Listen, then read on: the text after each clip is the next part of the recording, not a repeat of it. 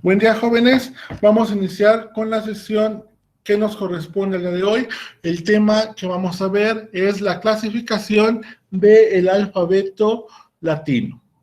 Para esta sesión vamos a utilizar la siguiente presentación.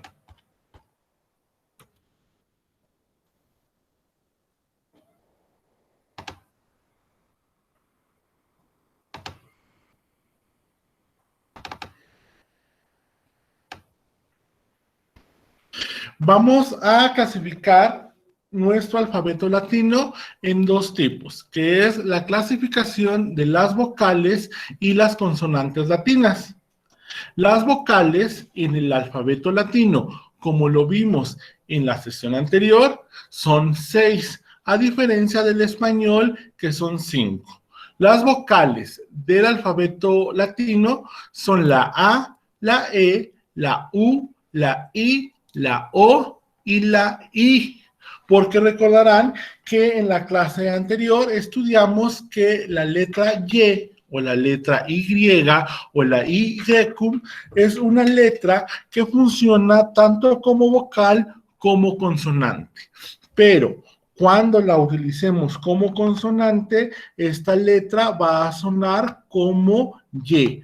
Cuando la utilicemos como vocal, esta letra va a sonar como la letra I. Entonces, en el latín vamos a contar con 6 vocales.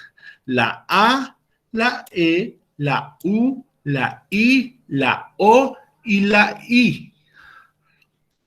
Y estas, a su vez, las vamos a dividir en dos clasificaciones.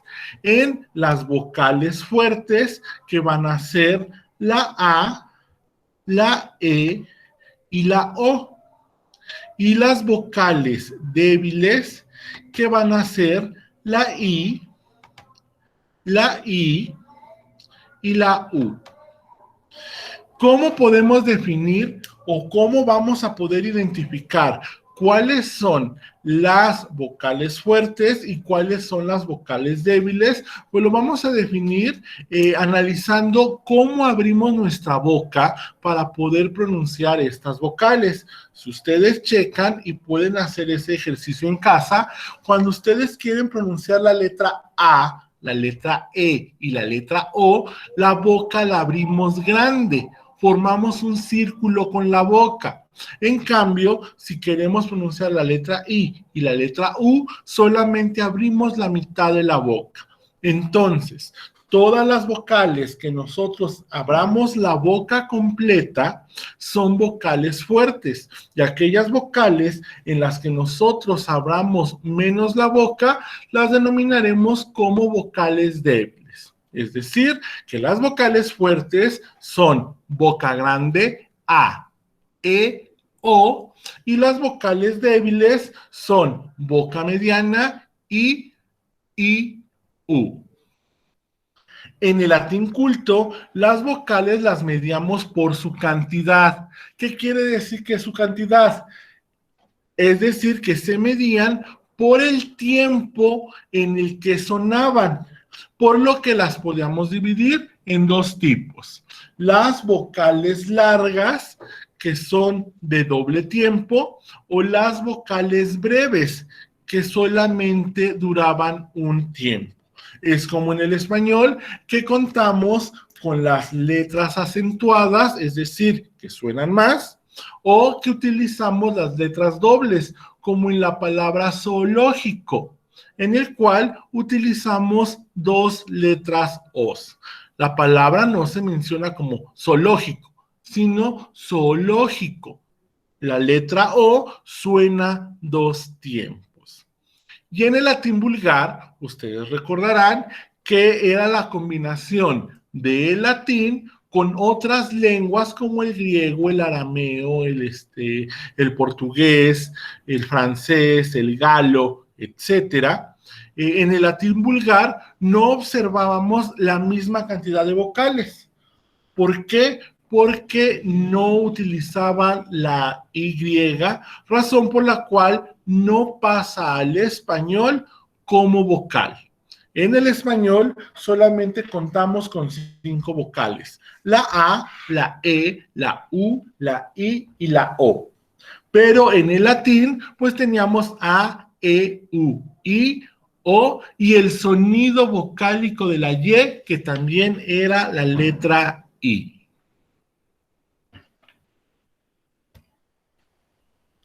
La acentuación en el latín. En el latín no existe el acento gráfico ni escrito. Únicamente existe el acento tónico. Esto significa que en ninguna palabra de latín se colocaba el acento gráfico, pero sí se mencionaba.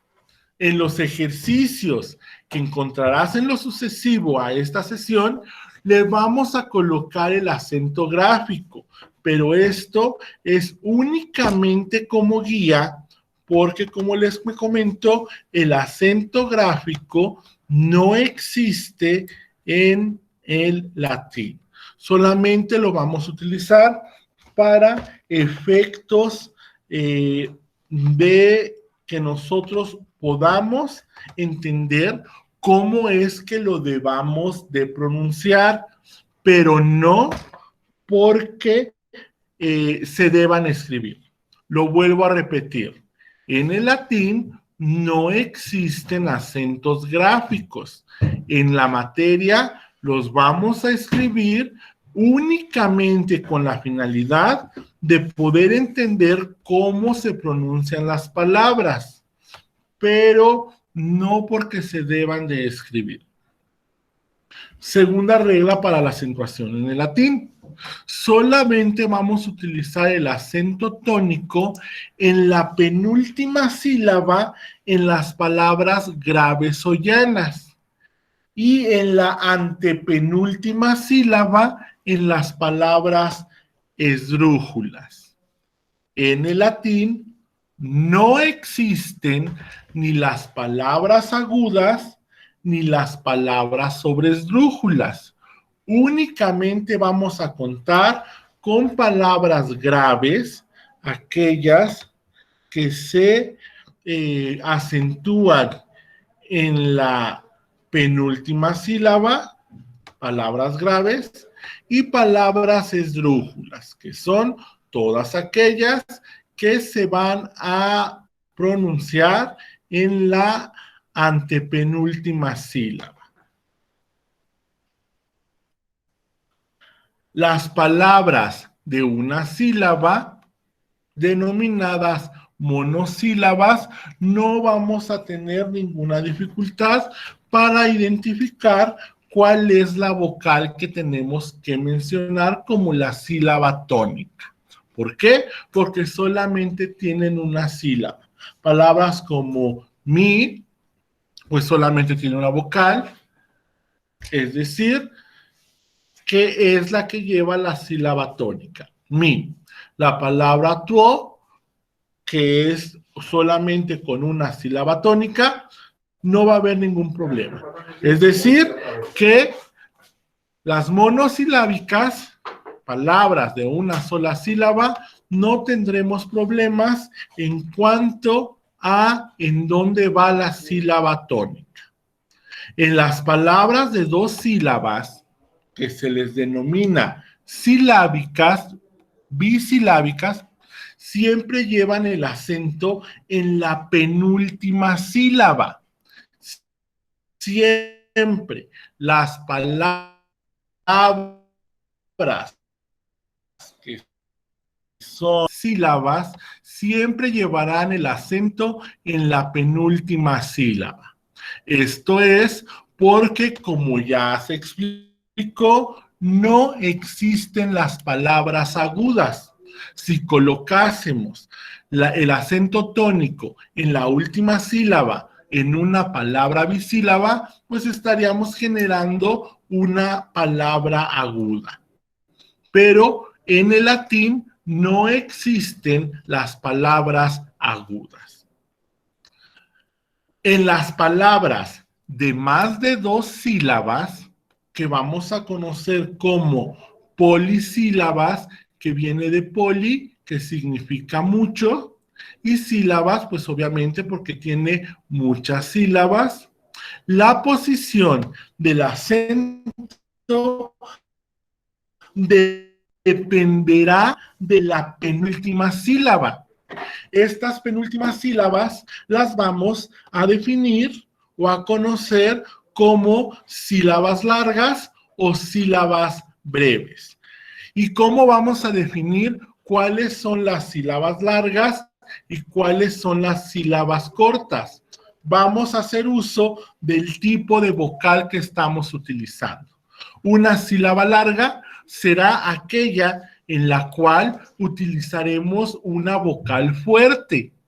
Recordemos, las vocales fuertes son la letra A, la letra E y la letra O. Y una sílaba corta será aquella en la que utilizaremos vocales débiles. Las vocales débiles son la letra I, el sonido vocálico de la letra Y, que es la letra I, y la letra U. Por ejemplo, si la penúltima sílaba es larga, es decir, que lleva una A, una E o una O, llevará acento la penúltima sílaba, como en este ejemplo, la palabra deberé.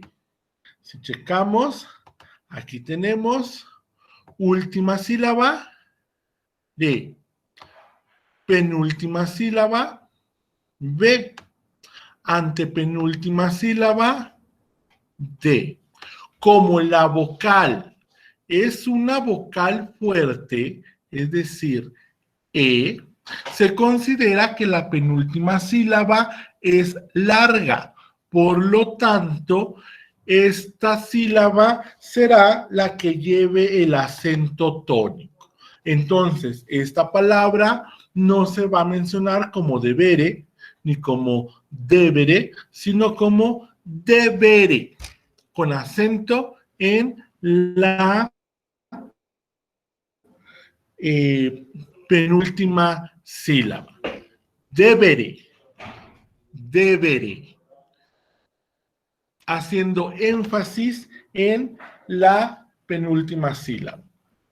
Si la penúltima sílaba es breve, el acento recaerá en la antepenúltima sílaba.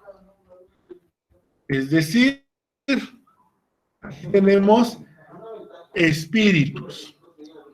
Última sílaba.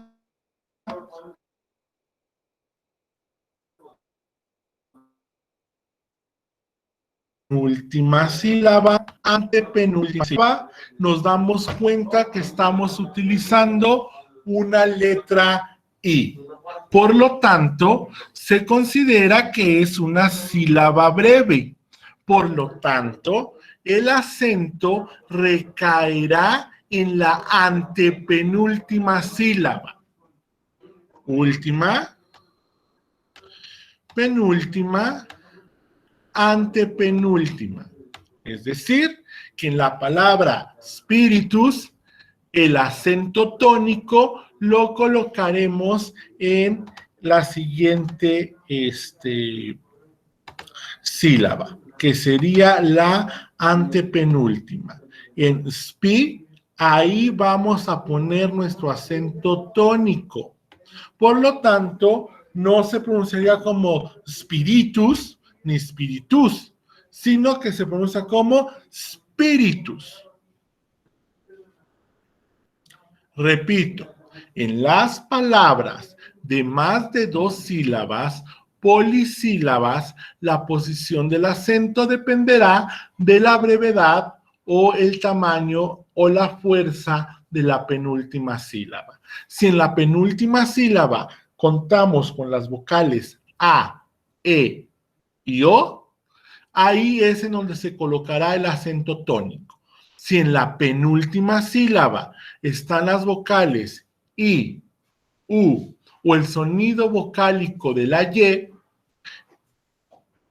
se colocará el acento tónico en la antepenúltima sílaba.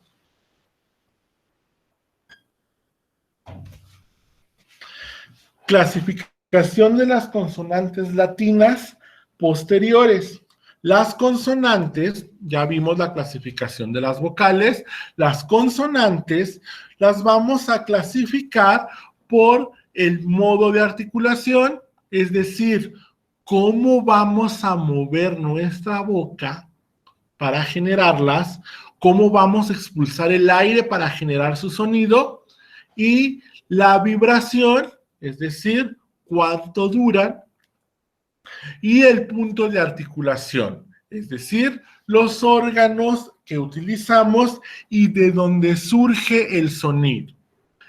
Por su modo de articulación las vamos a dividir en momentáneas y continuas. Las momentáneas son aquellas cuya pronunciación dura solamente un momento, es decir, que son oclusivas. Se cierra y se abre de repente el paso del aire para generar una pequeña explosión, el sonido de nuestra letra. Y las vamos a dividir en sonoras, es decir, que suenan solitas, o en sordas. ¿Qué quiere decir o cuál es la diferencia entre sonoras y sordas? Que las sonoras por sí mismas y las sordas requieren forzosamente el uso de una vocal para que pueda sonar correctamente la letra. Por ejemplo, si nosotros queremos hacer el sonido de la B, no importa que no tengamos una vocal al lado del sonido de la B para que suene. Por ejemplo, intenten este ejercicio en casa, hagan únicamente el sonido de la letra B. Podemos hacer el sonido sin necesidad de una vocal, pero no pasa lo mismo con la letra P. Intenten hacer el sonido de la letra P sin vocal.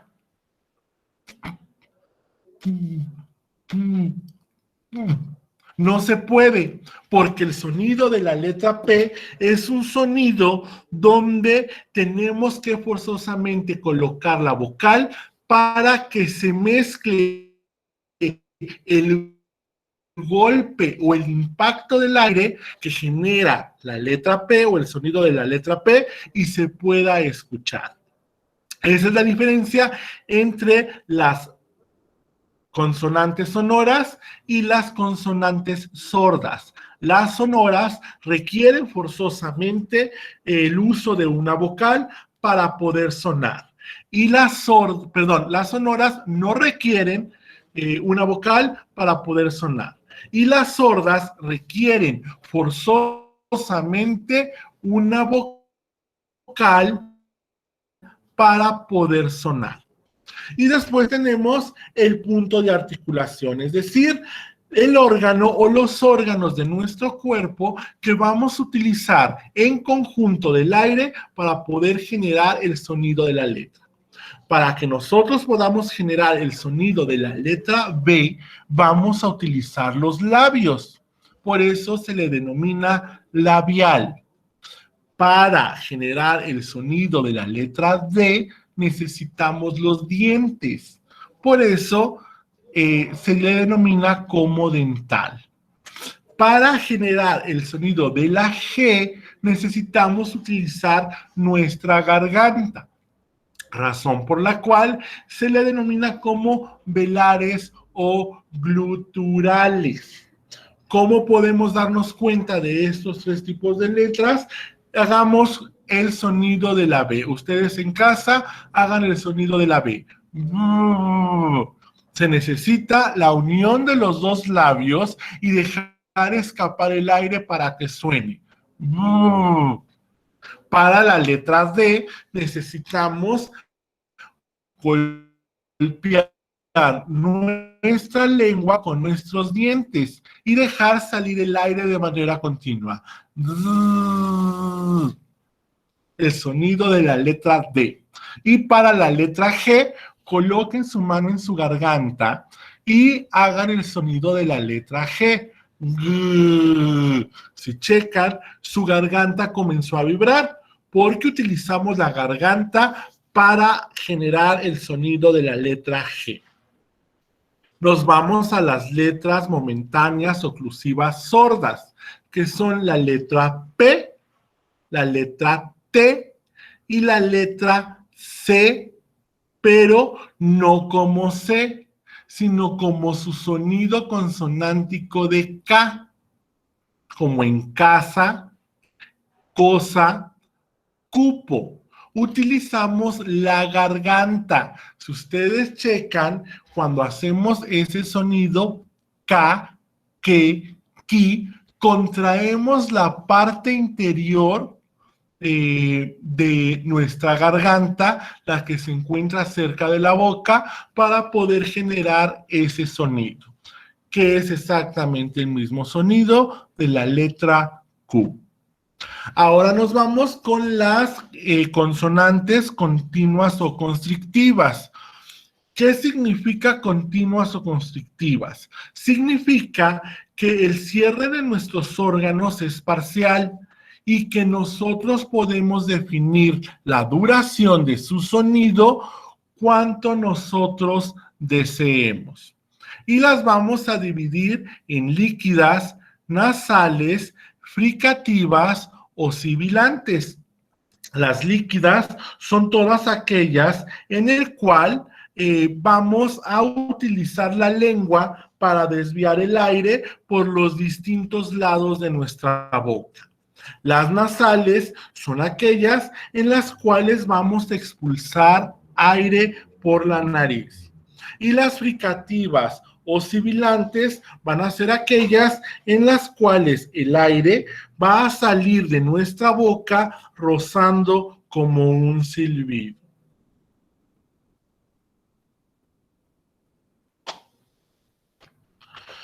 Por ejemplo, de las líquidas no tenemos ninguna lengua que utilicemos mezclados con la letra labial, porque no tenemos ninguna consonante cuyo sonido se genere utilizando los labios y la lengua al mismo tiempo. Pero sí tenemos consonantes que vamos a generar golpeando nuestra lengua con nuestros dientes o con nuestro paladar, como la letra R y la letra L. Si hacemos el sonido de la letra R, háganlo en casa, estamos colocando la punta de nuestra lengua con nuestro paladar. Y cuando expulsamos el aire pasa entre la lengua y el paladar, generando ese sonido vibrante. Para la letra L, vamos a utilizar nuestra lengua pegando la parte de la punta de la lengua con nuestro paladar, impidiendo que vibre nuestra lengua. Y de esa manera sale el sonido de la letra L. Son la misma manera de generar el sonido de la lengua, perdón, de la consonante, utilizando nuestra lengua.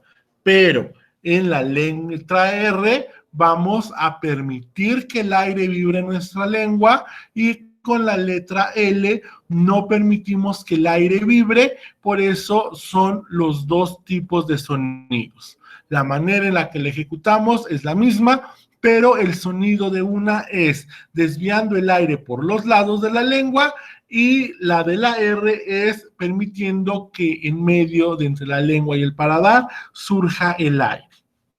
Luego tenemos las letras nasales, que es en donde nosotros expulsamos aire por la nariz, y tenemos la letra M y la letra N. Y aquí es en donde a lo mejor vamos a decir, ¿A poco utilizamos la nariz para la letra M y para la letra N? Vamos a checar el ejercicio. Ustedes háganlo en casa. Hagamos el sonido de la letra M. Mm. Hagamos el sonido de la letra N. Mm. Ahora hagámoslo sin utilizar la nariz.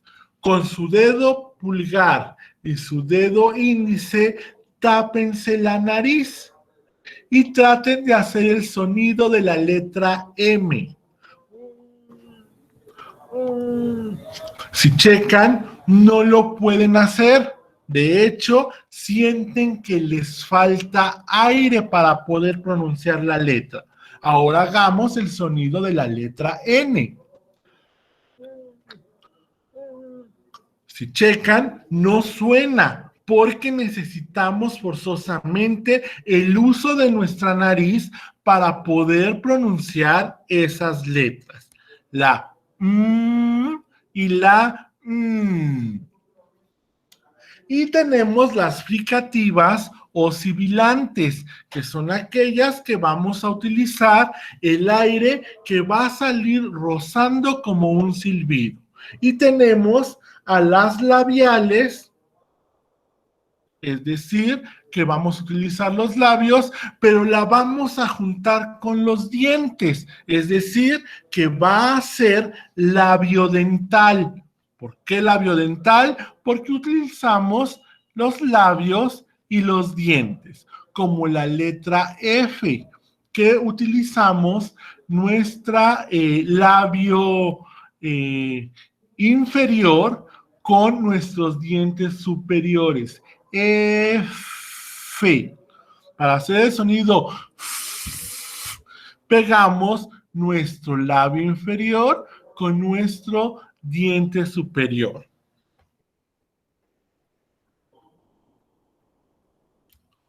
Y después tenemos las dentales, que sería únicamente la letra S, cuyo sonido surge de cerrar los dientes y expulsar el aire entre nuestros dientes.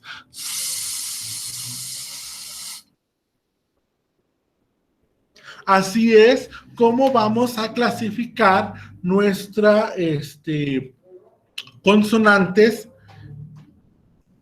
en la de acuerdo a su modo de articulación, a su vibración o a su punto de articulación. Las consonantes iniciales simples siempre que se conservan en el castellano, y las consonantes finales casi siempre desaparecen, a excepción de las palabras que terminan con S y con L. Tenemos diptongos latinos. En el latín existen 6 diptongos. Los más usados son A, E, I, O, E. Los diptongos A, E tenemos, por el ejemplo, caelum, que significa cielo, praemium, que significa premio, rosae, que significa rosas, feminae, que significa féminas o mujeres.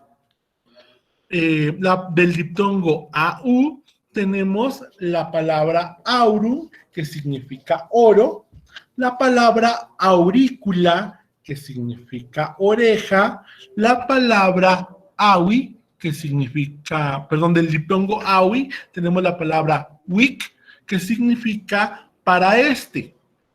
Del diptongo OE tenemos la palabra buena, de la palabra foedus, la palabra oeconomia y la palabra oecumenicus. Del diptongo EU tenemos la palabra neuter, que significa ni uno ni otro o neutro, la palabra deus, que significa Dios, y del diptongo E-I tenemos la palabra hei, que significa la expresión a o ay. Pronunciación del latín. La pronunciación del latín, como ya vimos en el primer periodo, es muy diversa. ¿Por qué es muy diversa? Porque el latín se fue mezclando con los distintos idiomas que se hablaban en las regiones que Roma fue conquistando. Pero en el momento en el que se instaura como lengua oficial, aunque no se dispone de datos suficientes para definir la manera correcta de cómo se hablaba en sus orígenes, se han considerado dos posibilidades: la pronunciación clásica y la pronunciación italiana, que es la más conocida y más distribuida en el mundo. Esto porque es la que es utilizada por la Iglesia Católica, razón por la cual también se le considera como eclesiástica. Es lícito, es decir, es válido pronunciar el latín como si fuera español o pronunciarlo en italiano, como lo usan los eclesiásticos. En el libro se encontrarán con un cuadro donde se especifican algunos ejemplos de pronunciación. Yo aquí coloco lo siguiente. Ve, por ejemplo, el diptongo AE y el diptongo OE de la C, la Ch, la G, la H, la I, la J, la L, la GN, la PH, la Q, la TH, la T sumada más una vocal, la U, la V, la X, la Y y la Z. Y aquí vienen las palabras. Luego viene cuál era la pronunciación en el latín clásico. Y luego viene un ejemplo de pronunciación en el latín italiano o eclesiástico. Por ejemplo, el diptongo AE, como en la palabra praemium, en la pronunciación clásica se pronuncia el diptongo completo, AE. Por lo tanto, esa palabra en latín clásico se pronuncia como praemium. Pero en la pronunciación italiana o eclesiástica se pronuncia como E, es decir, premium. El diptongo OE, que significa foedus, en la clásica se pronuncia la O y la E juntas, es decir, foedus, y en la italiana o eclesiástica se pronuncia únicamente como E, es decir, fedus, que significa la alianza. Tenemos la palabra caelum, que en la pronunciación clásica se debe de pronunciar como la letra K, y en la pronunciación italiana se debe de pronunciar como la C de casa, es decir, que en el latín clásico, caelum se pronuncia como celum, pero en la italiana se pronuncia como celum. Y así sucesivamente podemos ver en nuestra tabla cómo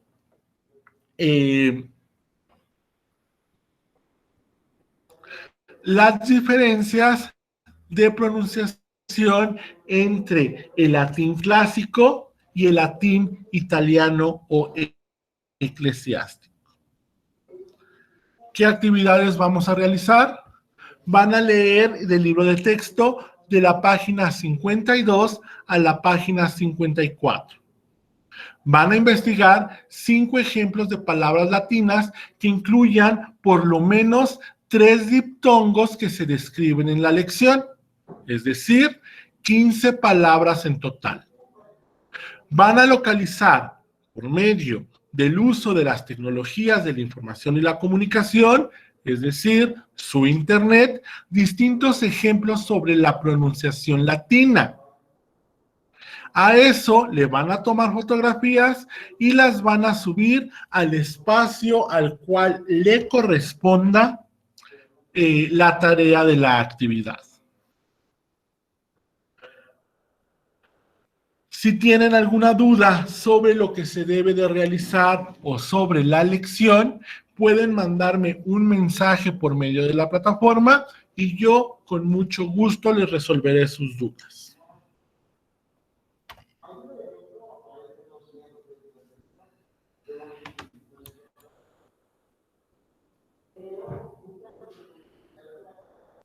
Les deseo, jóvenes, que tengan un excelente día. Por mi parte, eso es todo.